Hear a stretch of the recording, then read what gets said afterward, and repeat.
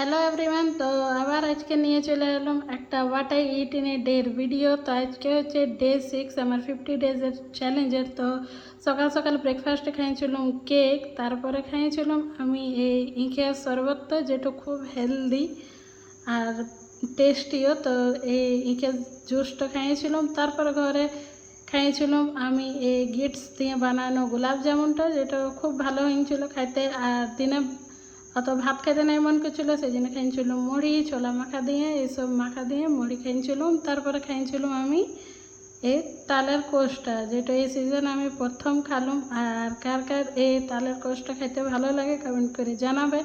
এটা খুব মিষ্টি ছিল না, হালকা হালকা মিষ্টি ছিল, তবে খাইতে অনেক ভালো লাগছিল। তারপরে আমি বিকালে খাইছিলাম এই মটরের ঘুগনিটা, যেটা খুব ভালো হয়েছিল খাইতে। এরপরে আসছে রাতের ডিনারে। তো ডিনারে আমি খেয়েছিলাম ভাত, আলু ভাজা আর চিকেন। তো আজকের খাওয়া দাওয়ার ভিডিও আমার এ পর্যন্তই। দেখা হচ্ছে তোমাদের সঙ্গে নেক্সট ভিডিওতে। আর কার কার এমনি what I it in a day video দেখতে ভালো লাগছে কমেন্ট করে অবশ্যই জানাবে, তাইলে আমি আরও বানাবো what I it in a ডের ভিডিও।